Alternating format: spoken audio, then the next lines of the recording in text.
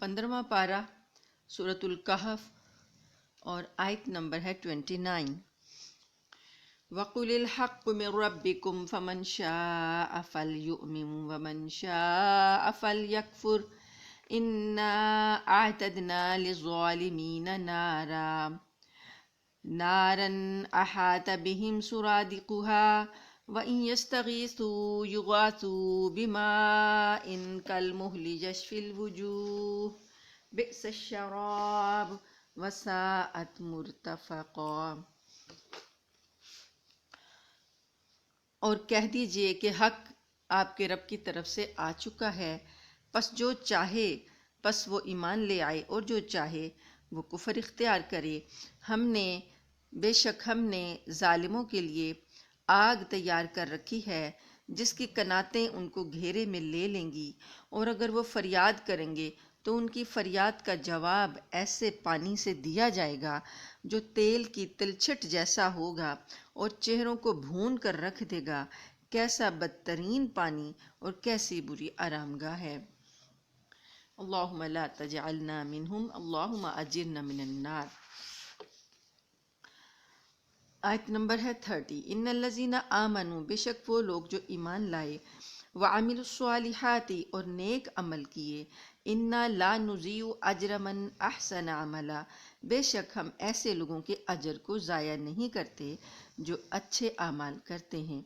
اب آپ لوگ یہ اب تک ہم 15ویں پارے پر آگے ختم ہونے والا ہے، تو آپ دیکھ رہے ہوں گے کہ جہاں کہیں بھی ایمان کا ذکر آیا اس کے ساتھ اعمال صالح کا ذکر بھی آیا ہے۔ آمنوا وعملوا الصالحات الا الذین آمنوا، ان الذین آمنوا والذین آمنوا، اور آگے آتا ہے وعملوا الصالحات۔ تو اللہ پاک نے ایمان کے ساتھ اس کی جو تصدیق کی ہے کہ اگر ایک شخص کے دل میں ایمان ہے تو وہ اس کا ایمان ظاہر کیسے ہوگا، پتہ کیسے چلے گا؟ اس کے نیک اعمال سے پتہ چلے گا کہ واقعی وہ ایمان رکھتا ہے۔ تو ہمارے ایمان جو ہے وہ خالی خلی اللہ کو نہیں چاہیے، اس کے ساتھ نیک اعمال کا ایک سلسلہ ہے جو اللہ نے ہمیں بتایا ہے، رسول صلی اللہ علیہ وسلم نے ہمیں بتایا، وہ اس کے ساتھ جڑا ہونا چاہیے۔ خالی خلی ایمان زبانی ایک پڑھ لینا کلمہ، اس کے بعد عمل میں ہم کورے ہوں، تو یہ قرآن میں کہیں بھی اس کے لیے نجات کا ذکر نہیں ہے۔ اجر کا ذکر وہیں ہے جہاں پر نیک اعمال کیے ہوں گے۔ اولئک لہم جنات عدن، یہ لوگ، یہ جو نیک اعمال کرنے والے لوگ ہیں، ان کے لیے باغات ہیں، عدن ہمیشہ ہمیشہ کے، ہمیشہ رہنے والے، تجری من تحتہم الانہار، ان کو نیچے نہریں بہتی ہیں۔ اب آپ دیکھیے جہاں پر اللہ پاک نے عذاب کا ذکر کیا اس کی ہمیشگی کا بتایا کہ وہ عذاب ختم نہیں ہونا، وہ بھی ہمیشہ ہمیشہ رہنا ہے۔ تو جہاں اجر کا ذکر بتایا وہاں بھی ہمیشگی کا بتایا کہ وہ بھی ہمیشہ رہے گی۔ باغ ختم ہو ہی جاتے ہیں، کبھی ان پہ خزاں آئی جاتی ہے، پتے گرے جاتے ہیں اور ان کی طرف توجہ نہ دی جائے تو وہ ویران ہو ہی جاتے ہیں، لیکن جنت کے جو باغ ہیں وہ ہمیشہ ہمیشہ کے ہیں۔ اور ان کے اللہ پاک نے وہاں پر نہروں کا ذکر تو کیا، نہریں بھی ہم نے بہت بار بار پڑھ لیں، سن لیں، اور ہمیں لگتا ہے کہ یہ ایک عام سی بات ہے، لیکن ایسی نہر نہیں ہے جو ہم دنیا میں دیکھتے ہیں۔ ایسی نہریں ہیں کہ ہمارے وہم و گمان میں بھی نہیں ہوں گی کہ باغ کے نیچے سے نہریں ہوں اور اوپر باغ ہو، اور ساتھ میں جنتیوں کو سونے کے یحلون فیہا من اساور من ذہب، ان کو سونے کے کنگنوں سے مزین کیا جائے گا، یعنی زیورات پہنائے جائیں گے جنتیوں کو۔ وَيَلْبَسُونَ ثِيَابًا خُضْرًا مِّن سُنْدُسٍ، اور ان کو وہاں اونچی مسندوں پر تکیہ لگائے ہوئے باریک اور دبیز ریشم کے سبز کپڑے پہنائے ہوں گے، یعنی ثیاباً خضر، سبز رنگ کا وہ ہے لباس، وہ سندس کا ہے۔ استبرق ہوتا ہے کہ ایک چیز ہے کہ باریک بھی ہو اور دبیز بھی ہو، یعنی ہم لوگ جیسے کوئی باریک کپڑا پہنے تو وہ ہمارے جسم کو نیچے سے نمایاں کر دے گا، لیکن دبیز بھی ہے، دبیز کا مطلب ہے اس کی تہہ اتنی موٹی ہے کہ آپ کا جسم نظر نہیں آ رہا، لیکن اتنا فائن ہے، اتنا فائن ہے کہ باریک ہے۔ تو اور احادیث میں تو اس کی اتنی زیادہ آتی ہے ڈیٹیلز کہ انسان حیرت زدہ رہ جاتا ہے کہ آپ نے اگر کسی دور کی ملکاؤں کو دیکھا ہو یا ان کی سٹوریاں سنی ہوں تو آپ نے دیکھا ہوگا مغلیہ دور کی ملکائیں جو ہوتی تھیں کیسے کیسے نفیس لباس پہنتی تھیں، یا آج کے زمانے میں اگر کہیں کوئی ملکہ ہے تو وہ کیسے نفیس لباس پہنتے ہیں. تو اس نفاست کو تو انسان نے تیار کیا. تو جس نفاست کو رب تیار کرے گا جو کہ انسانوں کا خالق ہے، اس کی نفاست کا کیا کہنا ہوگا کہ وہ ساتھ ساتھ تہوں والے ہوں گے، استر بھی لگے ہوں گے، وہ استر جو ہیں وہ بھی ریشم کے ہوں گے، اور ایسے خالص ریشم کے ہوں گے کہ وہ اس کے اندر سے جو ان کا اوپر والا لباس ہے اور نیچے والا لباس ہے وہ جھلکتا ہوگا تو مختلف شیڈز پیدا ہوں گے. جیسا کہ آپ نے یہاں پہ دیکھا ہوگا کہ ہم نیچے اور لگاتے ہیں تو اوپر نیٹ لگا دیتے ہیں تاکہ وہ نیچے سے خوبصورتی زیادہ نمایاں ہو. تو کئی چیزیں ہم لوگ، یہ تو ہمارے ذہن کی اختراع ہے نا، تو جو اللہ نے بنایا آپ سوچ نہیں سکتے، ہم سوچ نہیں سکتے. نبی کریم صلی اللہ علیہ وآلہ وسلم کا فرمان ہے کہ اللہ تعالیٰ نے اپنے نیک بندوں کے لیے، اپنے فرمانبردار بندوں کے لیے جنت میں وہ چیزیں پیدا کیں کہ جو نہ کسی آنکھ نے دیکھیں، نہ کسی کان نے سنی، اور نہ کسی دل میں اس کا خیال ہی پیدا ہوا. ہم لوگ سوچ سکتے ہیں لیکن ہم پریکٹیکلی وہ چیز تیار نہیں کر سکتے، لیکن اللہ فرماتے ہیں کہ دلوں میں خیال بھی نہیں پیدا ہوا جیسے چیزیں اللہ نے اپنے بندوں کے لیے تیار نعمتیں کر رکھی ہیں. تو اب یہاں پر وہ متقیین تکیہ لگائے ہوں گے، فیہا علی الارائک، تختوں پر بیٹھے ہوں گے، مسندیں ہوں گی، ان پہ ان کے لیے تکیے لگے ہوں گے، ٹیک لگا کے بیٹھے ہوں گے، اتنے خوبصورت لباس پہنے ہوں گے. تو اللہ تعالیٰ فرماتے ہیں نعم الثواب، بہت ہی اچھا بہترین اجر ہے، وحسنت مرتفقہ، کیسی حسین آرام گاہ ہے. اللہم اجعلنا منہم، اے اللہ آپ ہمیں ان میں شامل کر دیجئے. اللہم انا نسألک رضاک والجنہ ونعوذ بک من سخطک وغضبک والنار. آمین ثم آمین. آیت نمبر ہے 32. وَاضْرِبْ لَهُمْ مَثَلَ الرَّجُلَيْنِ جَعَلْنَا لِأَحَدِهِمَا، اور ان لوگوں کے لیے اے پیغمبر صلی اللہ علیہ وسلم دو آدمیوں کی مثال پیش کریں. اور لِأَحَدِهِمَا جَنَّتَيْنِ، ان میں سے ایک کے لیے ہم نے دو باغ پیدا کیے تھے. یعنی دو آدمی ہیں، دو آپ سمجھ لیں دوست ہیں یا بھائی ہیں، ان میں سے ایک آدمی جو ہے اس کے پاس دو باغ ہیں. من اعناب، انگور کے، انگوروں کے دو باغ اللہ نے اس کو دے رکھے تھے. وَحَفَفْنَاهُمَا بِالنَّخْلٍ وَجَعَلْنَا بَيْنَهُمَا زَرْعًا، اور وہ جو انگوروں کے باغ تھے دونوں، ان کی جو باؤنڈری تھی ان کے گردا گرد جو تھے وہ کھجور کے درخت تھے. کھجوروں نے ان باغوں کو گھیرا ہوا تھا، اور انہوں نے اس کے درمیان کھیتی بھی لگائی ہوئی تھی. یعنی ایسے کارآمد باغ تھے کہ اس کے اندر ان کی خوبصورتی بھی اللہ نے بتا دی اور ان کا پھل بھی بتا دیا کہ وہ کتنی چیزیں ہیں، انگور بھی ہیں، کھجور بھی ہے، اور اندر درمیان میں کھیتیاں بھی ہیں. کلتا الجنتین آتت اکلہا، اور دونوں باغ پورا پورا پھل دیتے تھے. ولم تظلم منہ شیئا، اور کوئی باغ بھی پھل دینے میں کمی نہیں چھوڑتا تھا، یعنی کہ خوب زرخیزی تھی. وفجرنا خلالہما نہرا، اور ہم نے ان دونوں کے درمیان ایک نہر بھی جاری کر دی تھی. دونوں باغوں کو سیراب کرنے کے لیے درمیان میں ایک نہر تھی.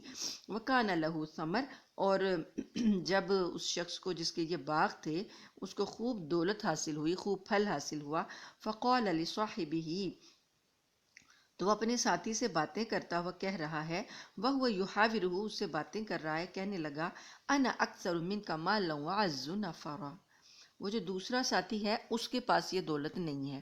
تو اب یہ دولت مند شخص جو ہے یہ اپنے ساتھی سے کہہ رہا ہے کہ میں تم سے مال میں بھی زیادہ ہوں اور میں جتھے میں بھی زیادہ ہوں، یعنی میری طاقت بھی تم سے زیادہ ہے.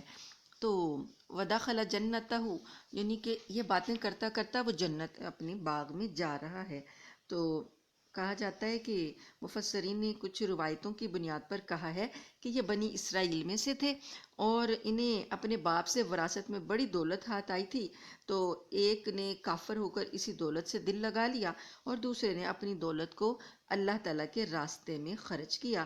تو اس سے کیا ہوا کہ اس کی وجہ سے اس کی دولت پہلے شخص کے مقابلے میں کم رہ گئی، لیکن آخر کار کافر شخص جو تھا وہ اب فخر کرنے لگا اور کہنے لگا کہ میں تم سے مال میں اور جتھے میں طاقت میں زیادہ ہوں۔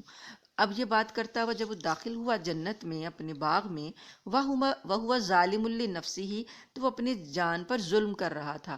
مطلب یہ کہ اس نے اپنی جان پر ظلم، اللہ پاک نے کفر کو کہا ہے نا کہ جو شخص شرک کرتا ہے، کفر کرتا ہے، وہ ظالم ہے، تو وہ جان پر ظلم کر رہا تھا، مطلب کہ وہ فخر اور غرور کے ساتھ کفر بھی کر رہا تھا۔ قَالَ مَا أَظُنُّ أَن تَبِيدَ هَٰذِهِ أَبَدًا، کہنے لگا میں تو نہیں سمجھتا کہ میرا یہ باغ کبھی تباہ ہوگا۔ وَمَا أَظُنُّ السَّاعَةَ قَائِمَةً، اور میں یہ بھی نہیں گمان کرتا کہ کبھی وہ قیامت کی گھڑی آئے گی۔ وَلَئِن رُدِدتُّ إِلَىٰ رَبِّي، اور اگر مجھے اپنے رب کی طرف لوٹایا بھی گیا، لَأَجِدَنَّ خَيْرًا مِّنْهَا مُنْقَلَبًا، تو وہاں بھی مجھے یقین ہے کہ اس سے زیادہ اچھی جگہ مجھے ملے گی۔ یعنی اس نے آخرت کا انکار کیا، قیامت کا انکار کیا، اور وہ کہنے لگا، یعنی اصل میں وہ اپنے دوسرے بھائی کو یہ بتانا چاہ رہا ہے کہ تم نے تو اپنا مال خرچ کر کے جس کہ تم نے اللہ کی راہ میں لگا دیا، اور تم یہ کہہ رہے کہ مجھے آخرت میں مل جائے گا، تو میں تو یہ نہیں سمجھتا کہ آخرت کبھی آنی ہے، تو اگر آ بھی گئی تو مجھے اس سے بہتری چیز ملے گی۔ قال له صاحبہ، تو اس کے ساتھی نے، اس کے بھائی نے اس کو کہا، وَهُوَ يُحَاوِرُهُ، اور اس سے وہ باتیں کر رہا تھا، اکفرت بالذی خلقک من تراب، کیا تو اس ذات کے ساتھ کفر کرتا ہے جس نے تجھ کو پہلے مٹی سے پیدا کیا، ثم من نطفۃ، پھر تجھے نطفے سے پیدا کیا، ثم سواک رجلا، پھر تجھے درست کر کے ایک آدمی بنا دیا، انسان بنا دیا، کیا تو اس کے ساتھ کفر کرتا ہے؟ لیکن هو اللہ ربی، لیکن جہاں تک میرا تعلق ہے وہ اللہ میرا رب ہے، ولا اشرک بربی احدا، اور میں تو اپنے رب کے ساتھ کسی کو بھی شریک نہیں مانتا۔ ولولا اذ دخلت جنتک قلت ما شاء اللہ، اور ایسا کیوں نہ ہوا کہ جب تو اپنے باغ میں داخل ہو رہا تھا تو تم نے یہ کیوں نہ کہا کہ ماشاء اللہ، لا قوت الا باللہ، کہ اللہ جو چاہتا ہے وہی ہوتا ہے، اور قوت اللہ کے سوا کسی کی نہیں۔ یعنی یہ اللہ تعالیٰ نے کلمہ ہمیں خود سکھایا کہ جب ہم اللہ تعالیٰ ہمیں کوئی نعمت دیں اور ہم کسی نعمت کو دیکھیں تو ہم کیا کہیں؟ ماشاء اللہ لا قوت الا باللہ۔ تو ایسا تم نے کیوں نہیں کہا کہ یہ قوت ساری اللہ کی ہے اور اللہ نے جو چاہا ہے یہ مجھے عطا کیا ہے۔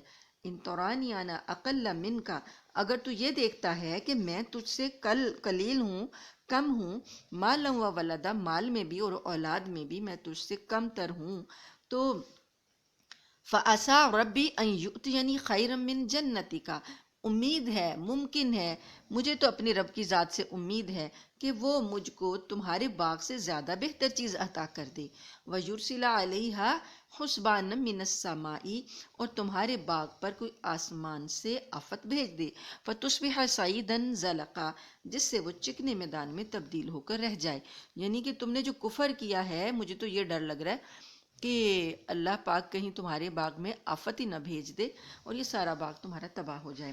او یصبح ماؤها غورا، یا جو پانی ہے جس سے تم اس کی میں آبپاشی کرتے ہو، یہ پانی جو ہے یہ زمین کے اندر چلا جائے، اتنا نیچے اتر جائے کہ فلن تستطیع له طلبا، تو تم اس کو تلاش ہی نہ کر سکو۔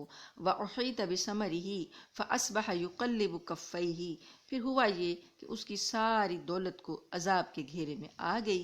علی ما انفق فیہا وہی خاویۃ علی عروشها، اور جو کچھ اس نے اس پر خرچ کیا تھا وہ سارا باغ جو تھا اپنی چھتوں پر الٹا پڑا ہوا تھا۔ وہ یقول، اور وہ کہنے لگا، یا لیتنی، اے کاش کہ میں لم اشرک بربی احدا، اپنے رب کے ساتھ کسی کو شریک نہ ٹھہراتا، ولم تکن لہ فئۃ ینصرونہ، اور اس وقت اس کو کوئی پھر جتھا میسر نہ آیا جو اس کی مدد کرتا۔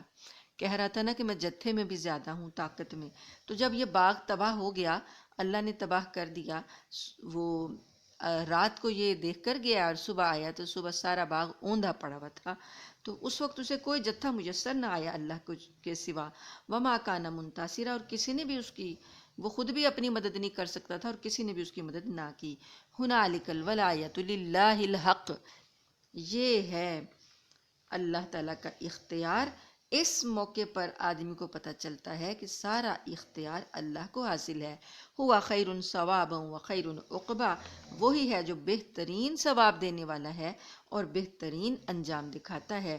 وَاضْرِبْ لَهُم مَثَلَ الْحَيَاةِ الدُّنْيَا، یہ ایک مثال اللہ تعالیٰ نے دے کے بتایا کہ اس طریقے سے یہ اللہ تعالیٰ کس طریقے سے اعمال صالح کو پروان چڑھاتے ہیں اور برے اعمال کو اللہ تعالیٰ ملیا میٹ کر دیتے ہیں، تباہ کر دیتے ہیں۔ اب ایک اور مثال اللہ پاک بتاتے ہیں کہ ان سے دنیا کی زندگی کی بھی مثال بیان کرو کہ دنیا کی زندگی کیسی ہوتی ہے، تم نے اسے کیا سمجھا ہے اور اللہ پاک کے نزدیک وہ کیسی ہے۔ مثل الحیات الدنیا، دنیا کی زندگی کی مثال بیان کرو، کماء، وہ پانی کی مانند ہے، انزلناہ من السماء، جو پانی ہم نے آسمان سے اتارا یعنی بارش، فاختلط بہ نبات الارض، تو پھر اس پانی سے کیا ہوا، زمین کا سبزہ خوب گھنا ہو گیا، فاصبح حشیما تذروہ الرياح، پھر وہ جو گھنا ہوا سبزہ پھر ایسا ریزہ ریزہ ہوا کہ اسے ہوائیں اڑا لے جاتی ہیں۔ وَكَانَ اللَّهُ عَلَىٰ كُلِّ شَيْءٍ مُقْتَدِرًا، اور اللہ ہر چیز پر مکمل قدرت رکھتا ہے۔ جیسے سبزہ ناپائیدار ہے، پہلے اتنا سبزہ ہوا، اتنی کھیتی ہوئی، پھر جب یہ بعد میں چورا چورا ہو جاتا ہے، یہ خشک ہو جاتا ہے اور اپنی جو سرسبزی ہے وہ کھو دیتا ہے، تو پھر یہ چورا چورا ہوتا ہے تو ایسا ریزہ ریزہ ہوتا ہے کہ ہوائیں اس کو اڑا کے، خزاں میں دیکھیں پتے جب گر جاتے ہیں تو ہوائیں ادھر ادھر اڑائے لیے پھرتی ہیں، اس کی کوئی ویلیو نہیں ہوتی۔ تو اللہ پاک فرماتے ہیں ایسے ہی دنیا کی زندگی ہے، یہ بھی شروع میں بڑی آپ کو بارونق اور خوبصورت معلوم ہوتی ہے، دل یہاں پر لگتے ہیں اور انسان کو لگتا ہے کہ یہ اچھی ہے، بہت اچھی ہے، پائیدار ہے، ہمیشہ سرسبز رہے گی، لیکن آخرکار ایک دن اس کو ختم ہونا ہے۔ المال والبنون زینت الحیات الدنیا، یہ مال دنیا کے اور یہ جو بیٹے اللہ نے تمہیں دیے، اولاد دی، یہ دنیا کی زندگی کی زینت ہیں، یعنی دنیا کی زندگی میں یہ ایک آپ لوگوں کو آرائش کا سامان دیا گیا ہے۔ والباقیات الصالحات، لیکن جو باقی رہنے والی چیزیں ہیں وہ نیکیاں ہیں، خیر عند ربک ثوابا و خیر عملا، وہ نیکیاں بہتر ہیں جو آپ کے رب کے پاس باقی رہنے والی ہیں، وہ ثواب میں بھی بہتر ہیں اور امید وابستہ کرنے کے لیے بھی بہتر ہیں۔ ہم باغوں سے امید لگاتے ہیں، ہم دنیا سے امید لگاتے ہیں، تو اللہ کہتے ہیں نہیں، امید لگاؤ باقیات الصالحات سے، وہ نیکیاں جو باقی رہنے والی ہیں ان سے امیدیں لگاؤ کہ وہ آخرت میں آپ کو بہتری عطا کریں گی۔ نبی کریم صلی اللہ علیہ وآلہ وسلم نے اس کے بارے میں جو یہ کلمات ہیں، سبحان اللہ والحمد للہ ولا الہ الا اللہ واللہ اکبر، ان تینوں کلمات کے بارے میں، یہ 4 کلمات ہیں، ان چاروں کلمات کو آپ صلی اللہ علیہ وسلم نے باقیات الصالحات فرمایا ہے کہ یہ اللہ کے ذکر کے ایسے کلمے ہیں کہ جن کا اجر جو ہے وہ اس طرح سے ہے کہ جیسے باقیات الصالحات یہ باقی رہے گا اور آخرت میں عطا کیا جائے گا۔ تو آپ نے حدیث میں ان کلمات کے بارے میں بتا دیا۔ وَيَوْمَ نُسَيِّرُ الْجِبَالَ وَتَرَى الْأَرْضَ بَارِزَةً، اور اس دن کا بھی خیال رکھو، یعنی دنیا کی زندگی گزارتے ہوئے اس دن کا بھی خیال رکھو جس دن ہم پہاڑوں کو چلا دیں گے، یعنی زمین میں آج جمے ہوئے ہیں تو اس دن یہ چلنے لگیں گے۔ اور وحشرناہم فلم نغادر منہم احدا، اور تم زمین کو دیکھو گے کہ وتر الارض بارزتن، اور تم زمین کو دیکھو کہ وہ کھلی پڑی ہے۔ آج زمین ڈھکی ہوئی ہے نا، مطلب کہ اسے کھودتے ہیں تو وہ کھلتی ہے نا، ویسے تو وہ ایک لیول پر ہے، لیکن اس دن زمین کھدی ہوئی کھلی پڑی ہوگی، ایسے لگے گا جیسے ڈھکنا کھول دیا اور اس کے نیچے ساری چیزیں نظر آ رہی ہیں۔ تو اللہ پاک فرماتے ہیں کہ پھر ہم کیا کریں گے، ساروں کو گھیر کر اکٹھا کر دیں گے، کسی ایک کو بھی نہیں چھوڑیں گے۔ جتنی مخلوقات ہیں جو زمین کے اوپر اس وقت رہ رہی تھیں قیامت والے دن، اور جو زمین کے نیچے تھیں، جو مخلوقات، جو بھی چیزیں زمین کے نیچے ہیں، معدنیات بھی، سونے چاندی کے ڈھیر بھی، جو کچھ بھی ہے، اور جو وفات پانے کے بعد لوگ زمین میں دفن ہوتے ہیں، وہ بھی سارے اندر سے نکل آئیں گے اور ساروں کو اللہ پاک فرماتے ہیں کہ اکٹھا کر دیں گے، کسی ایک کو بھی نہیں چھوڑیں گے۔ وَعُرِضُوا عَلَىٰ رَبِّكَ صَفًّا، اور اس طریقے سے اپنے رب کے سامنے وہ پیش کر دیے جائیں گے کہ صف باندھے ہوئے ہوں گے۔ لقد جئتمونا کما خلقناکم اول مرۃ، تو اللہ تعالیٰ فرمائے گا کہ آج تم ہمارے پاس ایسے ہی آ گئے جیسے اللہ نے تم کو پہلی بار پیدا کیا تھا. یعنی پہلے بھی تم اللہ کی طرف سے گئے تھے، تو اب اللہ نے آج ساروں کو تم کو اپنے پاس بلا لیا. بل زعمتم الن نجعل لکم موعدا، بلکہ تمہارا تو دعویٰ یہ تھا کہ وہ وقت مقررہ، یہ جو وقت مقررہ یہ کبھی آئے گا ہی نہیں. ووضع الکتاب، اور کتاب رکھ دی جائے گی. کون سی کتاب؟ نامہ اعمال کی کتاب. جب صفیں بند گئیں، حشر کے میدان میں اکٹھے ہو گئے، اب اللہ تعالیٰ نامہ اعمال کی کتاب جو اللہ کے پاس تیار کی گئی ہے وہ رکھ دی جائے گی. فَتَرَ الْمُجْرِمِينَ مُشْفِقِينَ مِمَّا فِيهِ، چنانچہ تم مجرموں کو دیکھو گے کہ وہ خوف زدہ ہیں اس کے بارے میں، اپنے اعمال کی کتاب کے بارے میں خوف زدہ ہیں. وَيَقُولُونَ يَا وَيْلَتَنَا، اور وہ یہ کہیں گے اے کاش، اے بربادی ہماری، ما لِهَذَا الْكِتَابِ، یہ کیسی کتاب ہے، لا یغادر صغیرۃ، کوئی چھوٹی چیز بھی اس نے نہیں چھوڑی، ولا کبیرۃ، اور نہ کوئی بڑی چیز اس نے چھوڑی ہے، الا احصاها، مگر یہ کہ اس نے سارے کا احاطہ کر لیا ہے.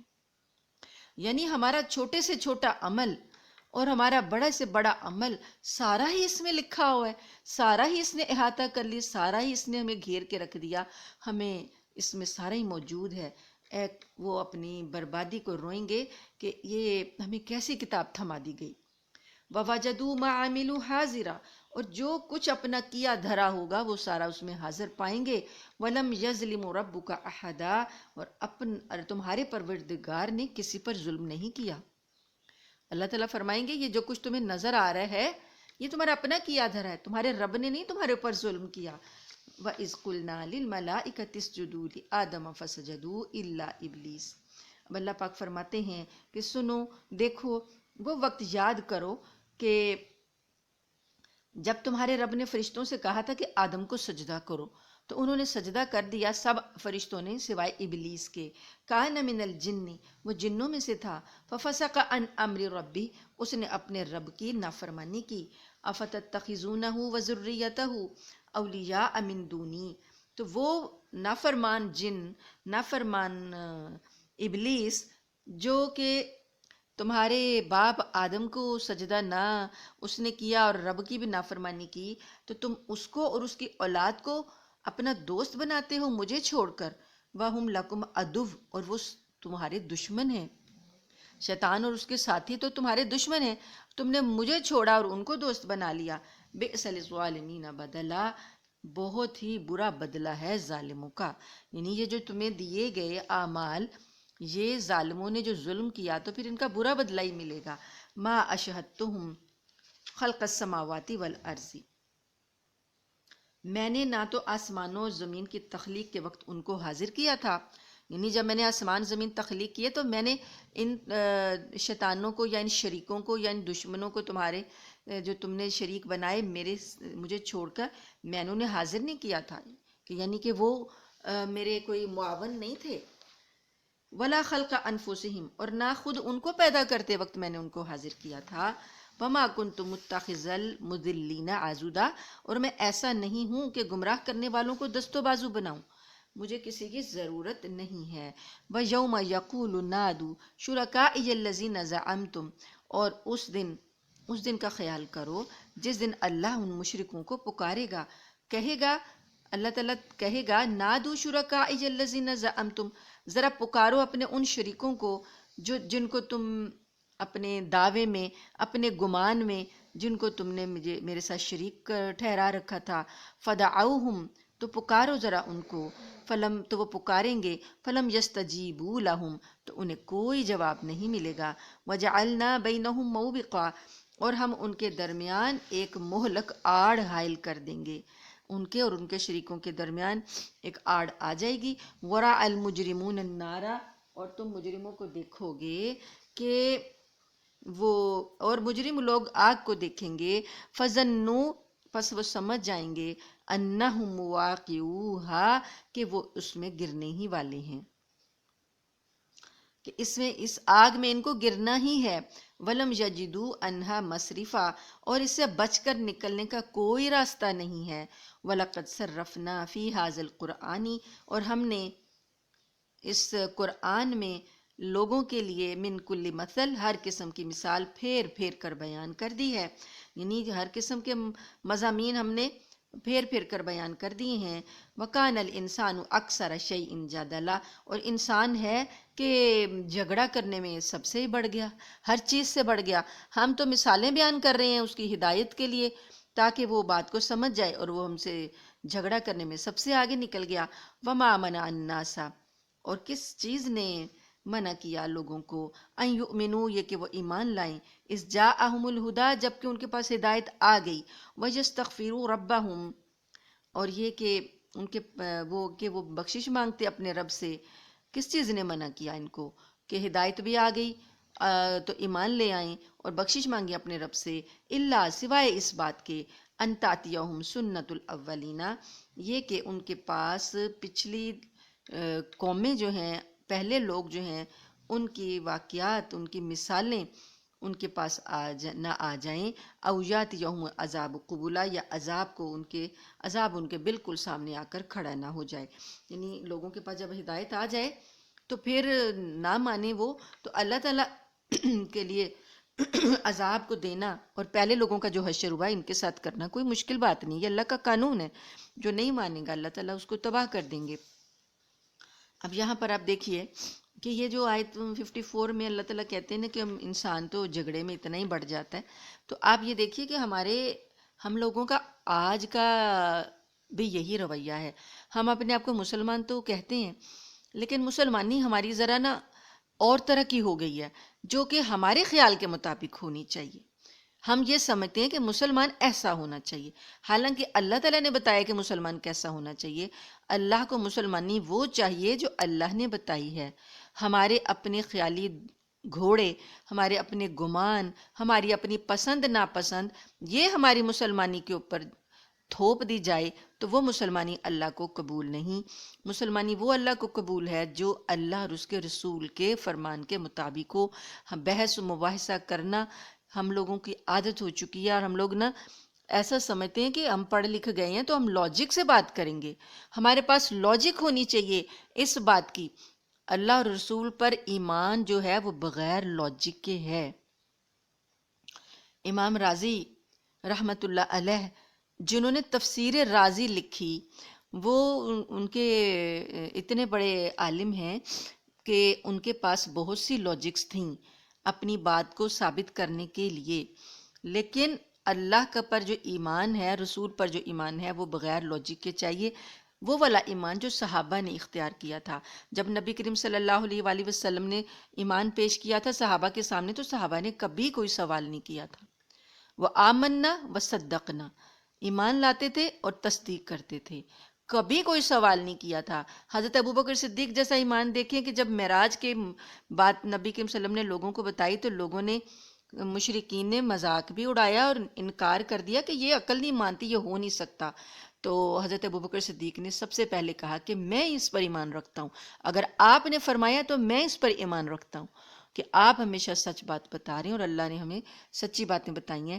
تو کہنے کا مقصد یہ ہے کہ ہم ہر بات کو اپنے میں ہم وہ سمجھتے ہیں، ہم لوگوں نے اپنی عقلوں کو اتنا آگے کر لیا ہے کہ ہم اپنے ایمان کو پیچھے چھوڑ چکے ہیں، اور بظاہر ہم اپنے آپ کو سمجھتے ہیں کہ ہم مومن ہیں، لیکن جب تک ہمارا ایمان ایسا نہیں ہوگا جیسے اللہ اور اس کا رسول چاہتے ہیں، تب تک ہم مومن نہیں ہو سکتے، اپنے طور پر ہم کتنا بھی سمجھتے رہیں کہ ہم مومن ہیں، کیونکہ ہمیں عادت پڑ گئی ہے جھگڑا کرنے کی، بحث کرنے کی، ہر چیز میں کیل اور کال کرنے کی، اور ہم ہر چیز کے اندر سوال جواب کرنے کی۔ تو یہ بات اللہ کے بارے میں تو مشرکین کرتے تھے نا اس وقت، جن کا یہاں ذکر اللہ پاک کر رہے ہیں۔ تو آج ہم مومنین میں یہ لوگ ہو رہے ہیں، ایمان والوں میں یہ فضا پیدا کرتی گئی ہے ٹاک شوز کے ذریعے اور نام نہاد سکولرز کے ذریعے، جو ہمارے خاص طور پر ینگسٹر جو ہیں، ہمارے بچے یونیورسٹیوں کے، ان کو وہ اچک لے اڑے ہیں اور ان کے دلوں میں اتنے شکوک و شبہات پیدا کر دیے ہمارے بارے میں بھی، ہمارے بزرگوں کے بارے میں بھی، ہمارے دین کے بارے میں بھی، کہ وہ بچے سمجھتے ہیں کہ ہم دقیانوسی ہیں اور ہم جو ہے غلط بات کر رہے ہیں اور ہم اندھے مقلد ہیں.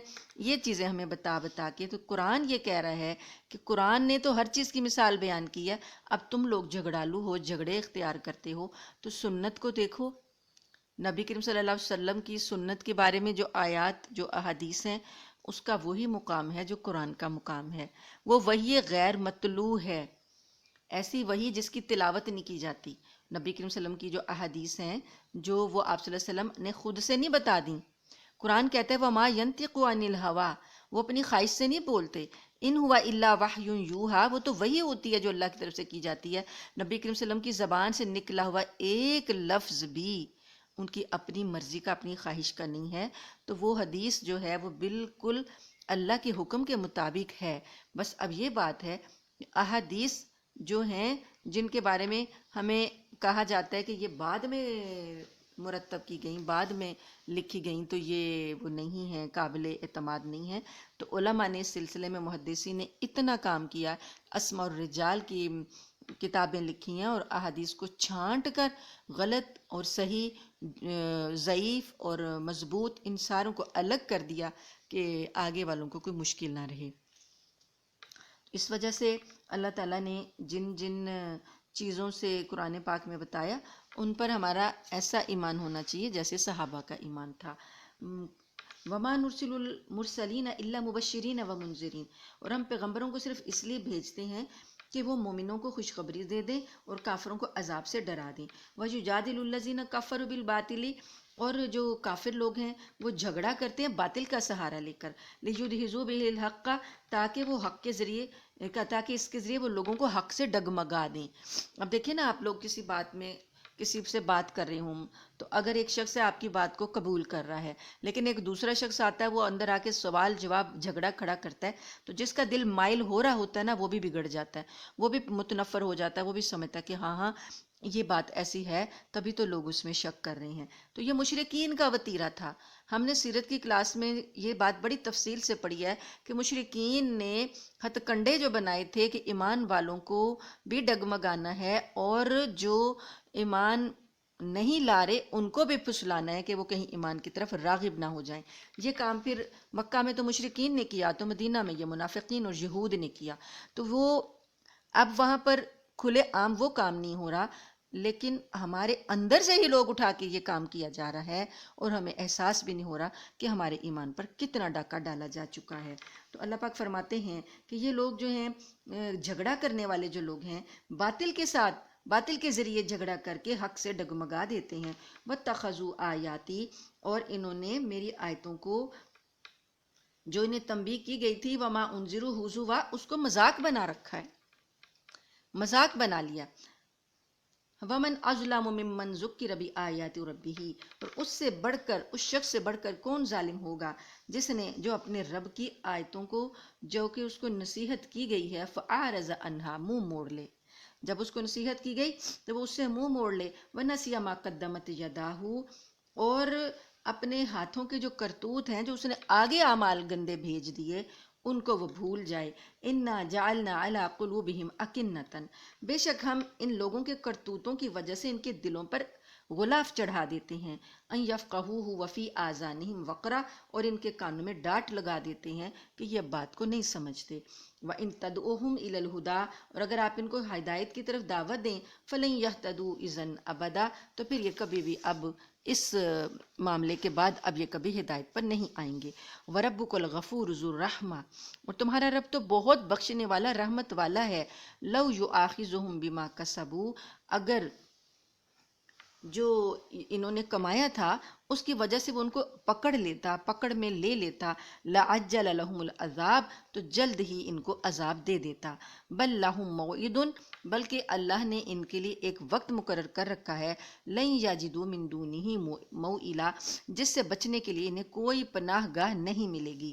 وَتِلْكَ الْقُرَىٰ أَهْلَكْنَاهُمْ، اور یہ بستیاں ہیں ہم نے ان کو ہلاک کیا. لَمَّا ظَلَمُوا، اس وجہ سے کہ انہوں نے ظلم کیا تھا.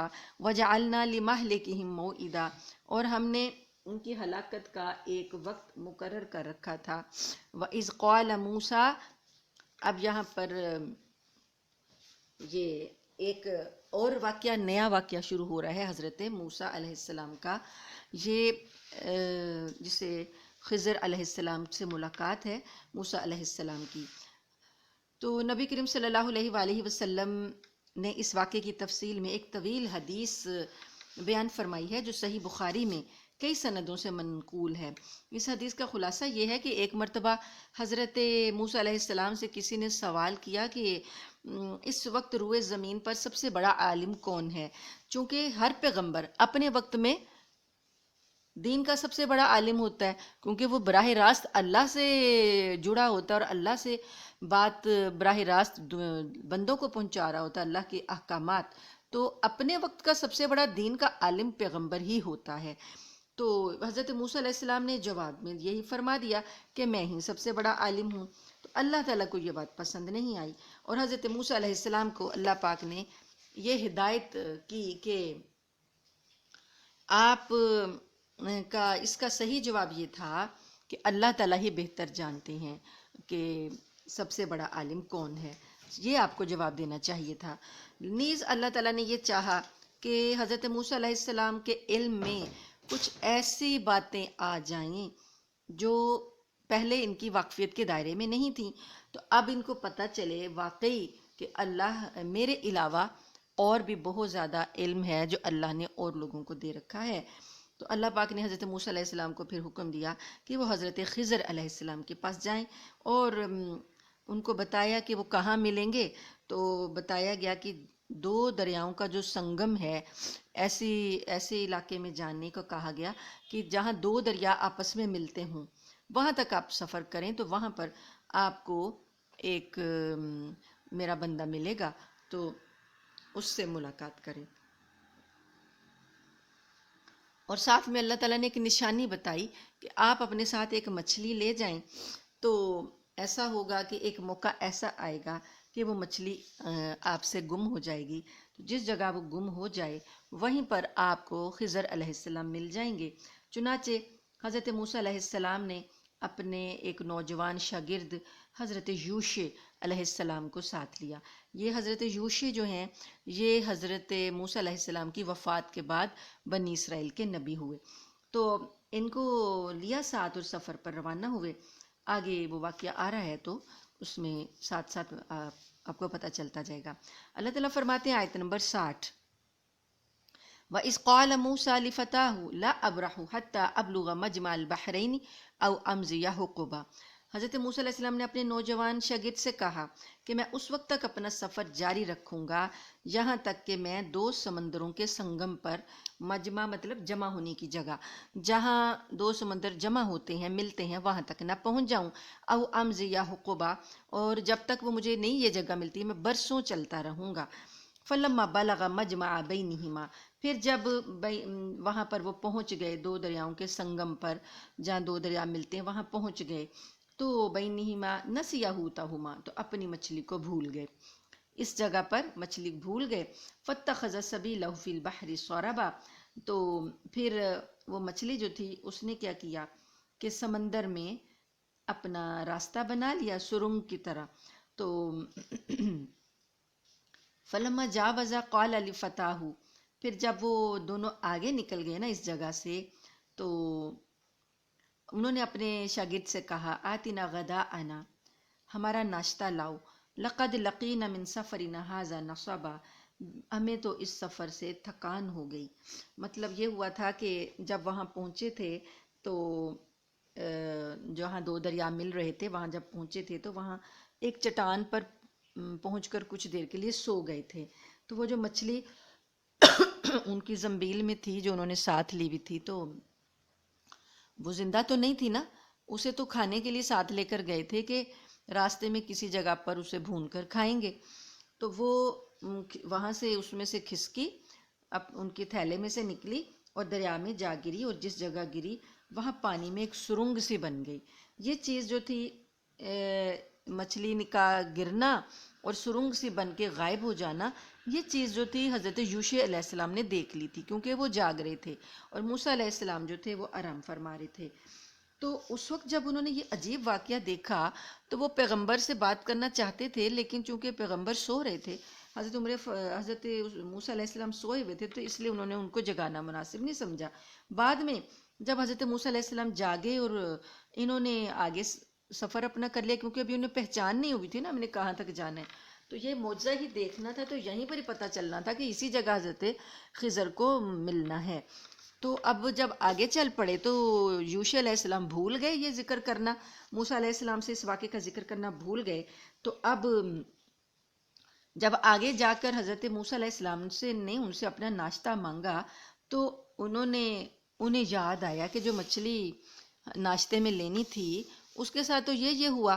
تو اب انہوں نے کہا قال ارأیت اذ اوینا الی الصخرۃ فانی نسیت الحوت، انہوں نے کہا کہ ایک عجیب بات ہو گئی کہ جب ہم چٹان میں ٹھہرے تھے تو میں مچھلی کا ذکر کرنا آپ سے بھول گیا، وما انسانیہ الا الشیطان ان اذکرہ، اور مجھے اس کا تذکرہ کرنا شیطان نے بلا دیا۔ واتخذ سبیلہ فی البحر عجبا، اس مچھلی نے تو بڑے عجیب طریقے سے سمندر میں اپنا راستہ بنا لیا۔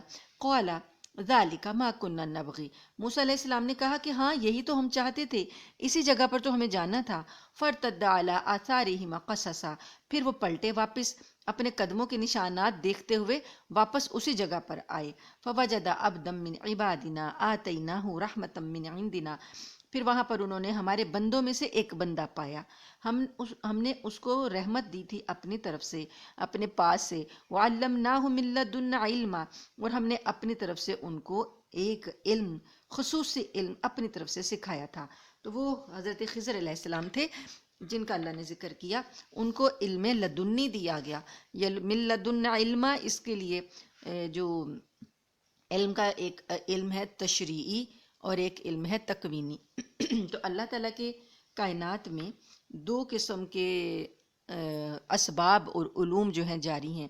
پیغمبروں کو جو علم دیا جاتا ہے اسے شریعت کہتے ہیں، تو شریعت جو ہے وہ اس کا ایک طریقہ کار ہوتا ہے کہ اس طریقے سے زندگی گزاری جائے گی، اور کچھ اللہ تعالیٰ کے تکوینی امور ہیں جو کائنات میں جاری اور ساری ہوتے ہیں، وہ انسان کا اس پر اختیار نہیں ہوتا، لیکن اللہ کے کچھ مامورین ہیں، اللہ نے کچھ بندوں کو ان پر مقرر کیا ہوا ہے، کچھ فرشتوں کو، کچھ لوگوں کو، کہ وہ ان کاموں کو انجام دیتے ہیں جن کا عام لوگوں سے کوئی تعلق نہیں ہوتا۔ تو اللہ پاک فرماتے ہیں کہ وہاں پر وہ جو ہمارا بندہ تھا ان کو اپنے طرف سے ہم نے خاص علم سکھایا تھا۔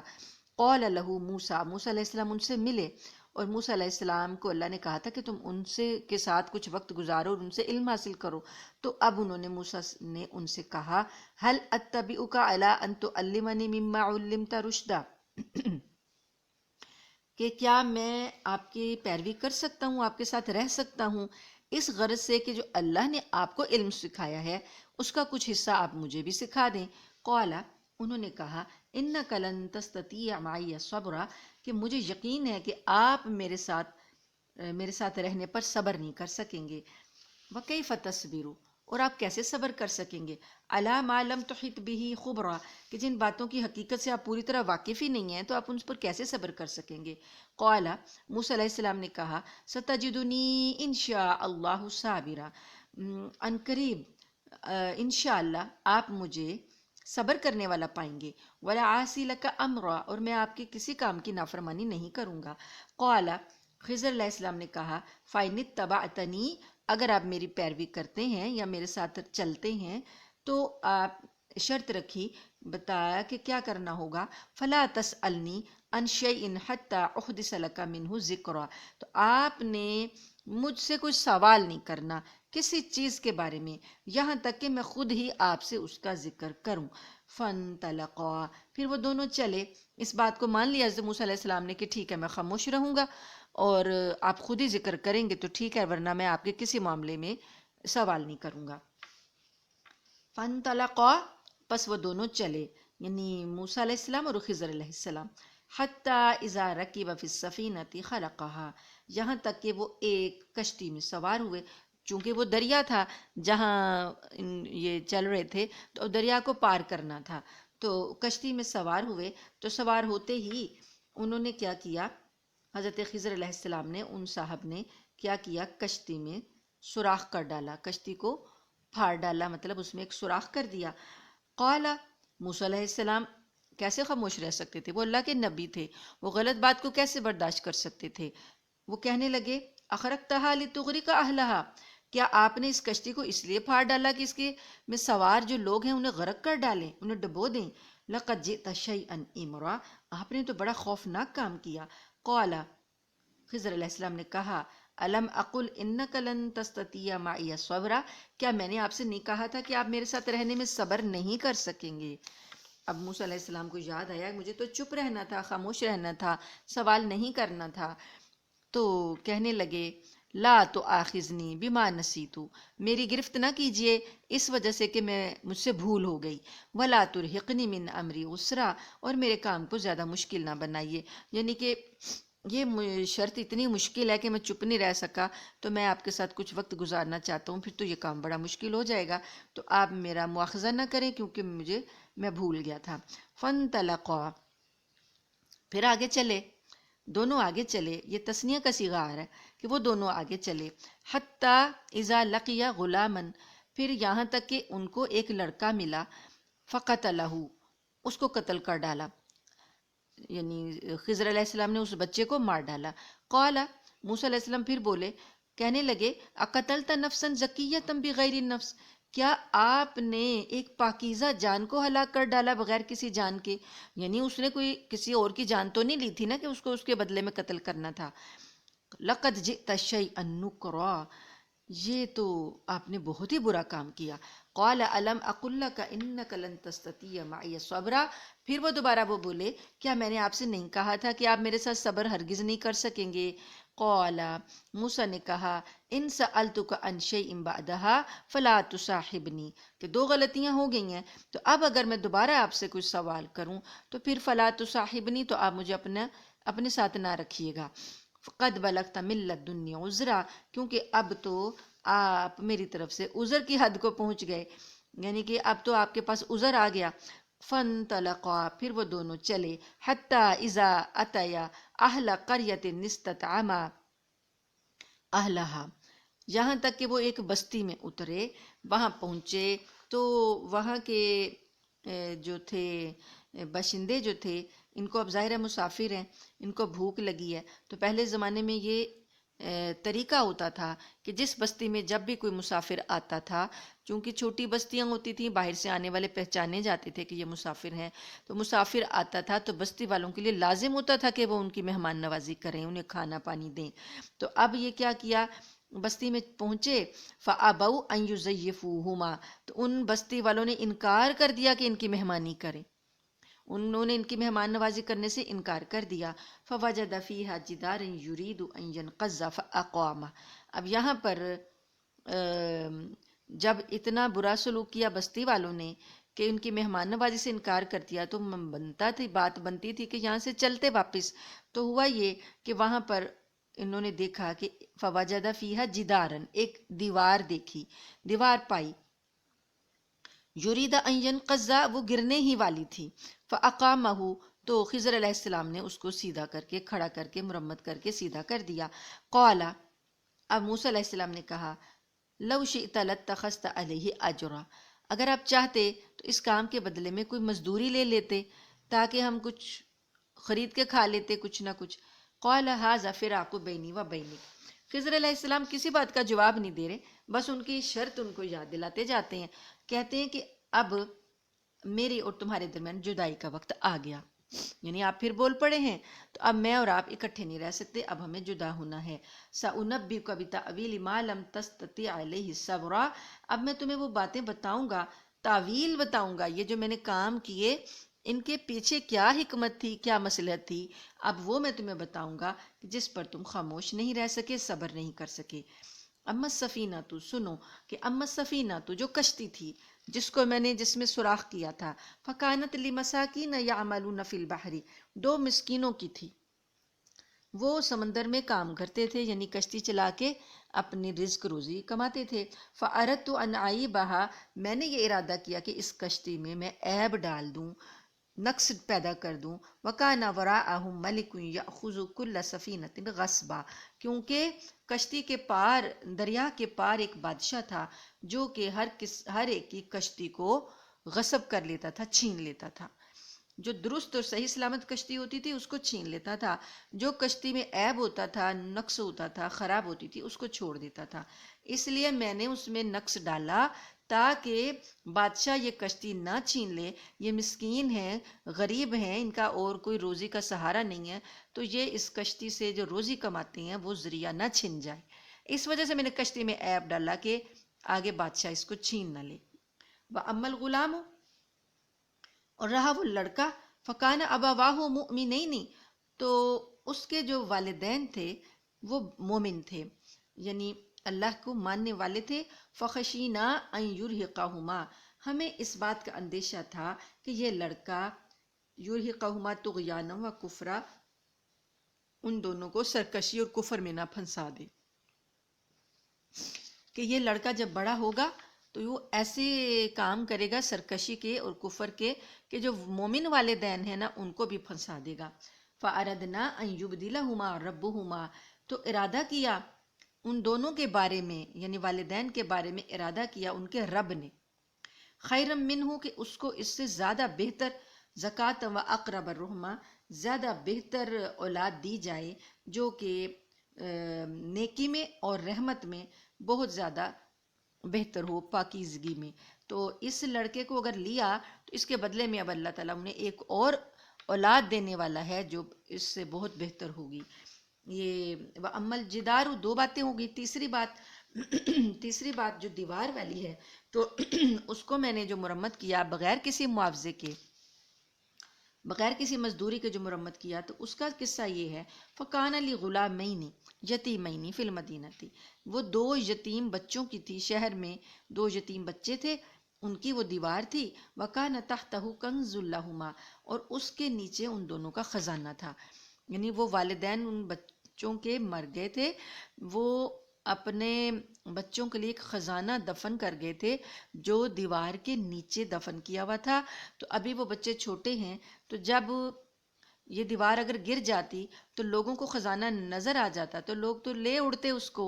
تو تمہارے رب نے یہ چاہا کہ اس دیوار کو سلامت رہنا چاہیے، خزانہ چھپا رہنا چاہیے، جب بچے بڑے ہوں گے تو وہ خود ہی دیوار کے نیچے سے نکال لیں گے۔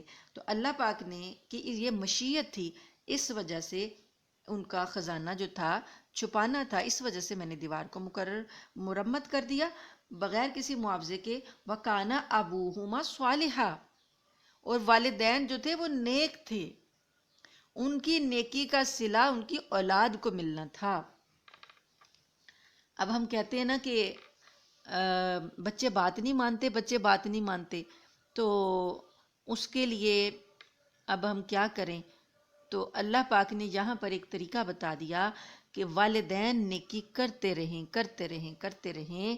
والدین کی نیکیوں کا جو صلہ ہوتا ہے وہ اولاد کے اندر جاری ہوتا ہے، کسی نہ کسی وقت میں، کسی نہ کسی طریقے سے اللہ تعالیٰ والدین کی نیکی کا صلہ اولاد کے اندر جاری کرتے ہیں۔ تو اب یہ بات یہاں سے پتہ چلتی ہے کہ ان بچوں کے والدین صالح تھے، نیک تھے، تو ان کی نیکی کے صلے میں اللہ پاک نے ان بچوں کے لیے ان کے خزانے کی حفاظت کے انتظام کے لیے بندے بھیج دیے جو بغیر مزدوری کے ان کے کام کر گئے۔ تو آپ دیکھیے کہ آج اگر ہم میں کوئی نیکی کے رمق باقی ہے تو یہ ہمارے والدین کی نیکیوں کا صلہ ہے۔ اور ایسا بھی ہوتا ہے کہ آپ لوگ دیکھتے ہوں گے کہ والدین بہت نیک ہوتے ہیں لیکن اولادیں جو ہوتی ہیں وہ بدکار نکل آتی ہیں۔ اس طرح کی بھی بات ہوتی ہے، کیونکہ پیغمبروں کے بھی تو بیٹے کے ساتھ حضرت نوح علیہ السلام کا بیٹا بھی تو نافرمان نکلا تھا نا۔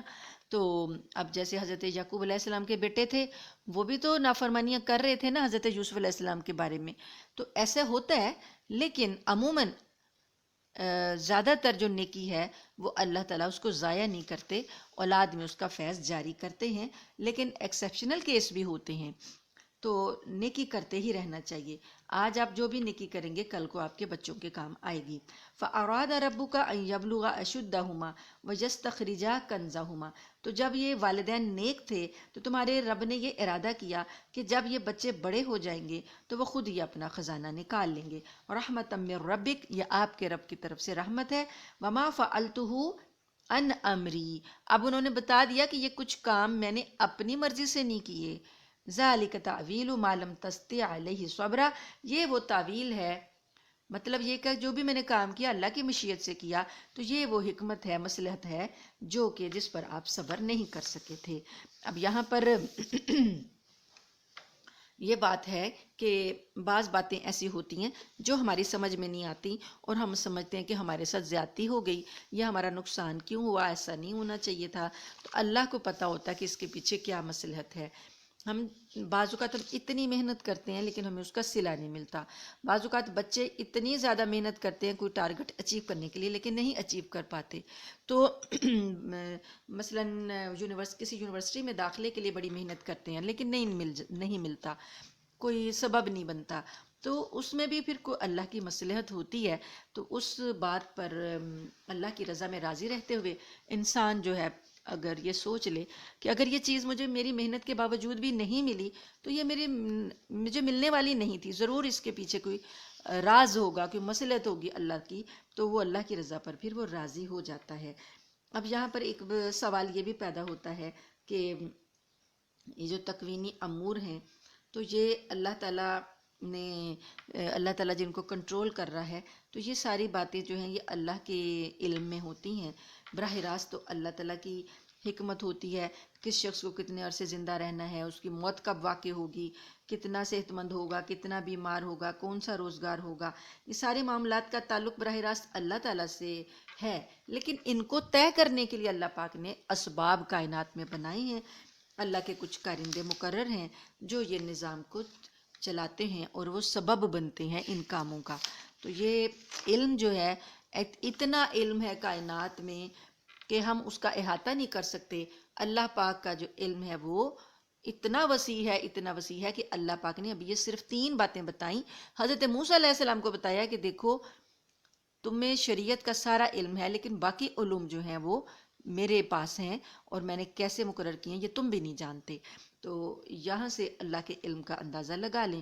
تو اگر حضرت موسیٰ علیہ السلام تھوڑا اور صبر کر لیتے تو کچھ اور باتیں ہمیں معلوم ہو جاتی، یہ میں اپنی طرف سے نہیں کہہ رہی، یہ میں نے کسی حدیث کے مفہوم میں پڑھا تھا، کچھ اور باتوں کا ہمیں پتہ چل جاتا۔